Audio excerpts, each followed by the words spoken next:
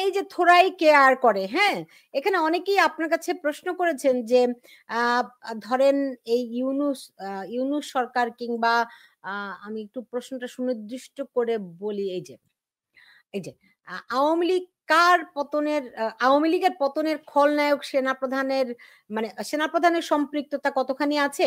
আবার অনেকে মনে করছেন যে রাষ্ট্রপতি শাহাবুদ্দিন চুপ্পুকে আপনার রাষ্ট্রপতির দায়িত্ব দেওয়াটাও একটা শেখ হাসিনার বড় ভুল ছিল। আপনি কি মনে করছেন? এই বিষয়ে আমরা বহুবার আলোচনা করেছি। এইটা আহ, আজকে শেখ হাসিনা সরকারের আহ, আহ, বিদায়ের পরে প্রশ্নটা উঠছে যে শাহাবুদ্দিন সাহেবকে প্রেসিডেন্ট নির্বাচন করা ভুল ছিল কি সঠিক ছিল। ব্যাপারটা এরকম না। আহ, যদি যদি 5 তারিখের শেখ হাসিনা সরকার না পড়ে যেত, তাহলে কিন্তু এই প্রশ্নটা উঠতো না, তাই না? তো এটা আমাদের জানার বিষয় না যে শেখ হাসিনা ভুল করেছিলেন না শাহাবুদ্দিন সাহেব ভুল করেছিলেন। এটা শাহাবুদ্দিন সাহেব নির্বাচিত এবং তিনি এককভাবে, প্রতিদ্বন্দ্বী ছিল না, তিনি বিনা ভোটে নির্বাচিত, তো সরকার কর্তৃক নির্বাচিত। এখন শেখ হাসিনার যেমন আত্মীয় হন ওয়াকার সাহেব, ওয়াকার সাহেবকে কিভাবে ধাপে ধাপে প্রমোশন দিয়ে এই জায়গাটা নিয়ে, সেটা তো সবাই আমরা আলোচনা করেছি এর আগে, বহুজন আলোচনা, ডজন ডজন বার, শত শতবার আলোচনা হয়েছে গত 1 বছরে। তো তিনি কিভাবে কি করেছেন সেটাও আমরা মোটামুটি জানি।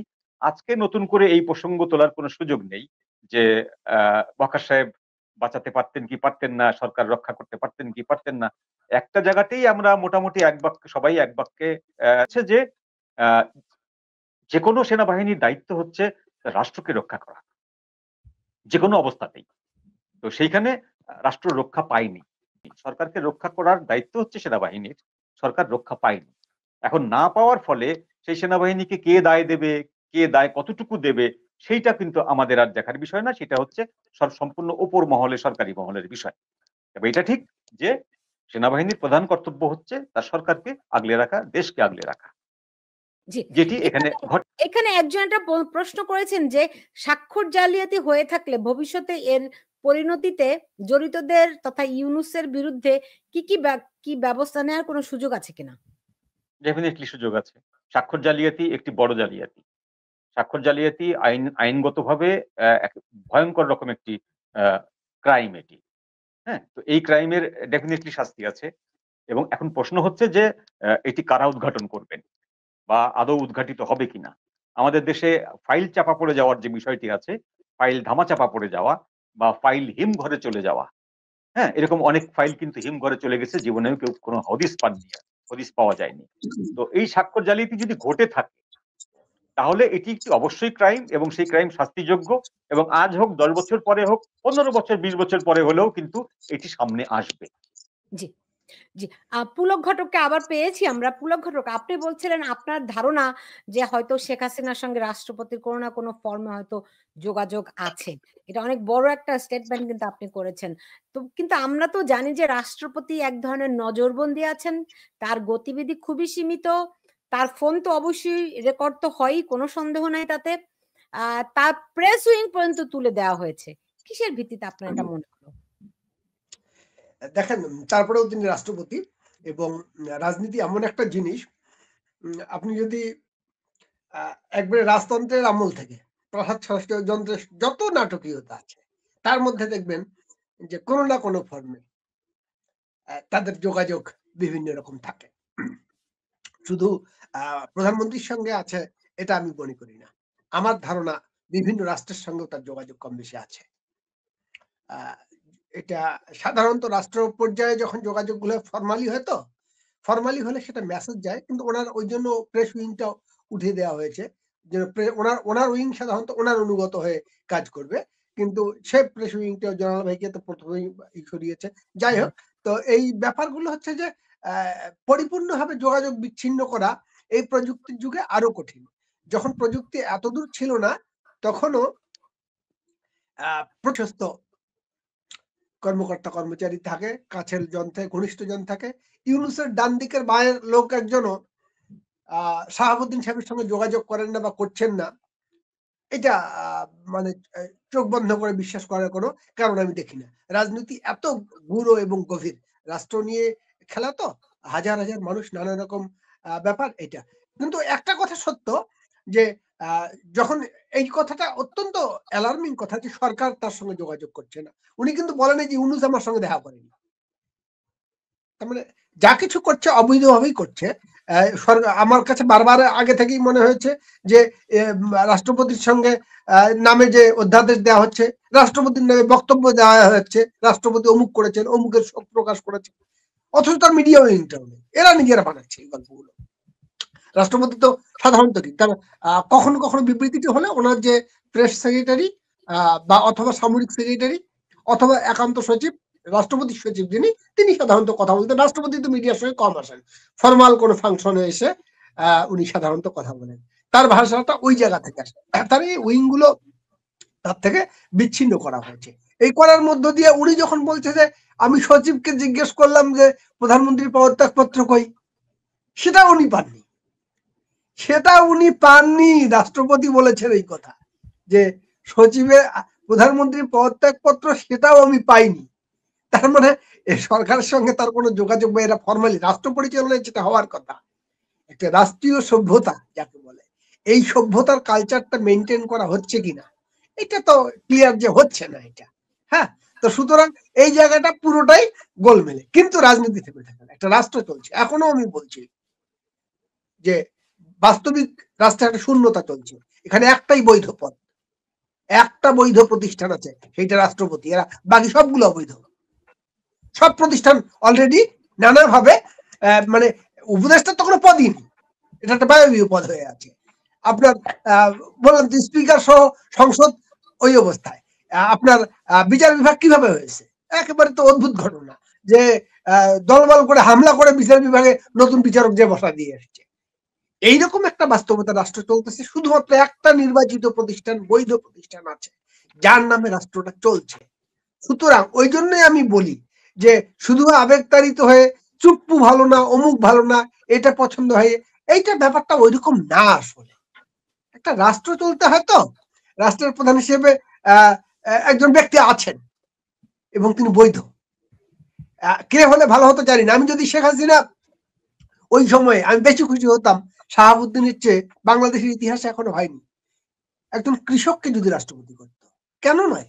বাংলাদেশের কোন একজন রাষ্ট্রপতি, কোন একজন কৃষক রাষ্ট্রপতি হবেন না? এনাকেও বিচার বিভাগ থেকে নিয়ে এসছে, মানে জেলা জজ লেভেলের কর্মকর্তা ছিলেন একসময় সম্ভবত, পরে তো দুদকে ছিলেন। কিন্তু প্রশ্নটা হচ্ছে যে শুধুমাত্র হাইকোর্টের বিচারপতি অথবা রাজনীতিবিদরা হয়েছেন, বাংলাদেশের অন্যান্য প্রফেশনের মানুষকে এখন এই পদগুলোতে নেওয়া হয়নি। তার মানে নেয়ার যথেষ্ট যৌক্তিক কারণ আছে, এবং কে বেশি লয়াল হবেন, কে কম লয়াল হবেন, এই বিবেচনায় আসলে এই পদগুলো এইভাবে দেখা উচিত না। বরং আমরা দেখছি যে ওইটাই বেশি ঘটে থাকে। তবুও তো এটা সত্য যে রাষ্ট্র তো চলতে হবে, এবং আমি চাইবো আমি যদি সরকার পরিচালনা করি একজন মানুষ যে আমাকে ডিস্টার্ব করবে না, তিনি রাষ্ট্রপতি হবে। সেটা তো শেখ হাসিনা চেয়েছেন, অতীত সরকারগুলো চেয়েছে।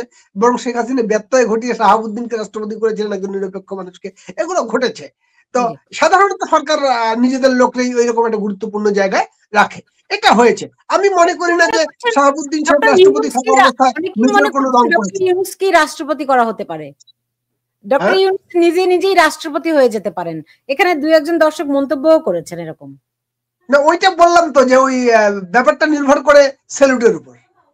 টুপি খুলে না বা টুপি পরে তারা কোথায় স্যালুট দেবে তার উপর হবে এটা। ভাই এখন ওর সংবিধান চলছে না। জনাব মঞ্জুরুল হক, এরকম কি হওয়ার চান্স আছে নাকি? ইউনূস সাহেব রাষ্ট্রপতি হবেন? এখন যদি এই নির্বাচনের পরে আর নির্বাচনের আগে, যদি শাহাবুদ্দিন সাহেব নির্বাচনের আগে কোনো কারণে এই যে বলেছেন তিনি ইচ্ছা প্রকাশ করেছেন পদত্যাগের, ইচ্ছা প্রকাশ করা আর পদত্যাগ করব এই দুইটা কথার ভিতরে পার্থক্য আছে। তো তিনি ইচ্ছা প্রকাশ করেছেন, যদি ইচ্ছাতেই থাকে তাহলে কোনো সমস্যা নেই। যদি তিনি বলেন যে হ্যাঁ আমি অমুক দিন পদত্যাগ করবো, সেটা যদি নির্বাচনের আগে হয় তাহলে ওইরকম একটি ফরমেশনের সম্ভাবনা আছে। একটি জাতীয় সরকার, যে ফরমেশনটাকে বলা হয়েছিল যে তত্ত্বাবধায়ক সরকার ব্যবস্থা পরবর্তী নির্বাচন থেকে বলবৎ হবে, এই নির্বাচনে না, সেটাকে আবার এগিয়ে আনা হতে পারে যে এই নির্বাচনেও সেই ব্যবস্থাটি হতে পারে। তার আগে একটি জাতীয় সরকার গঠিত হতে পারে, সকল দলের অংশগ্রহণ। সকল দল মিনস আওয়ামী লীগ, জাতীয় পার্টি, 14 দল বাদে। বাকি সকল দল যারা আছে বাংলাদেশে, বাকি আর ওই 14 দল এবং আওয়ামী লীগের তো বাংলাদেশেই নাই, এরা কপ্পুর হয়ে গেছে, হ্যাঁ, কপ্পুরের মতো উবে গেছে। তো এখন এই দলগুলোকে নিয়ে একটি জাতীয় সরকারের মতন ফরমেশন গঠন করে সেটার হেড অফ ওই গভর্নমেন্ট হতে পারেন প্রফেসর ইউনূস সাহেব, এবং তার অধীনেই 3 মাসের ভিতরে নির্বাচন হতে পারে, এটিও হতে পারে 2018 ফর্মুলায়, সেটিও হতে পারে, আমরা জানি না, কিন্তু অনুমান করা যায়, সম্ভাবনা কিন্তু একেবারে আপনি ফেলে দিতে পারেন না। জি, পুলক ঘটকের কি মনে হয়? দেখেন, আমি একটা জিনিস অন্তত বুঝতে পারছি, আমার অনুমান হচ্ছে, এখনো বুঝতে যত বলতে কেমনে বলি যে এটা বুঝতে পারছি, এত অস্পষ্ট বিষয়, কিন্তু একটা বিষয় শুধুমাত্র একটা জিনিস বলি, বিএনপি কি তারেক রহমানকে বাদ দিয়ে নির্বাচন করবে? বা করলে বিএনপি কেমন করবে? তারেক রহমান কিন্তু ভোটার না। আচ্ছা, বাংলাদেশ রাষ্ট্রের উনি ভোটার না, তফসিল ঘোষণা হয়েছে, তফসিল ঘোষণা করার পরে ভোটার তালিকার দাড়ি কমা সেলিকম পরিবর্তন করার কোনো সুযোগ নেই। তার মানে তারেক রহমান আসেনও নি, ভোটারও হননি, এই নির্বাচনে প্রার্থীও হতে পারবেন না। আইন লঙ্ঘন করে যদি একজন ব্যক্তিকে ফেভার করে যে অমুকের জন্য আইন আলাদা, তাহলে বাকি প্রতিদ্বন্দ্বী প্রতি তো অন্যায় হলো, পক্ষপাত হলো, এটা তো বৈধ হবে না। একবারে নির্বাচনী আইনে স্পষ্ট আছে এটা, যে নির্বাচনের তফসিল ঘোষণার পরে ভোটার তালিকার পরিবর্তন করার আর কোনো সুযোগ নাই, ওই ভোটার তালিকার ভোটারই প্রার্থী হবেন। এখন ব্যাপারটা এই জন্য উল্লেখ করলাম যে নির্বাচন উনি করবেন, বা এই যে আজকের দিনে বলাটা, আমি বলতেছি যে সেনাবাহিনী প্রধানের সঙ্গে ওনার কথাবার্তা হয়, ওনার পরামর্শেই উনি আজকে এই কথাটা রয়টার্সকে বলেছেন, নাকি ইউনূস সাহেবের ডিজায়ার অন্য কাউকে দিয়ে ফুলফিল করানোর জন্য ওনাকে এইটা বলানো হয়েছে, নাকি ওই যে বললাম যে প্রধানমন্ত্রী শেখ হাসিনা প্রবাসী এখন, তার নির্দেশই উনি শুনছেন, বা অন্য কোনো তার পারিষদ বা তার নিজ স্বীয় বুদ্ধিতে উনি এটা করছেন, আমরা কিন্তু এগুলো জানি না। আমরা শুধু বুঝতেছি যে একটি গোলমেলে পরিবেশ, এখানে আইনগতভাবে কিছু হচ্ছে না এবং অনেক কিছু ঘটার সম্ভব। নির্বাচনটা কেমনে ঘটবে এর কোনো বাস্তব পরিস্থিতি আমি দেখতেছি না। অন্তত বিএনপি কি নির্বাচনটা চায় তারেক রহমানকে বাদ দিয়ে? এর ধরুন এই মুহূর্তে ইলেকশনের টোটাল আইন ভঙ্গ করে তারেক রহমানকে ক্যান্ডিডেট করলো, জামাত যদি তাদেরকে প্রতিদ্বন্দ্বী বিএনপি মনে করে, জামাত আপত্তি করবে না?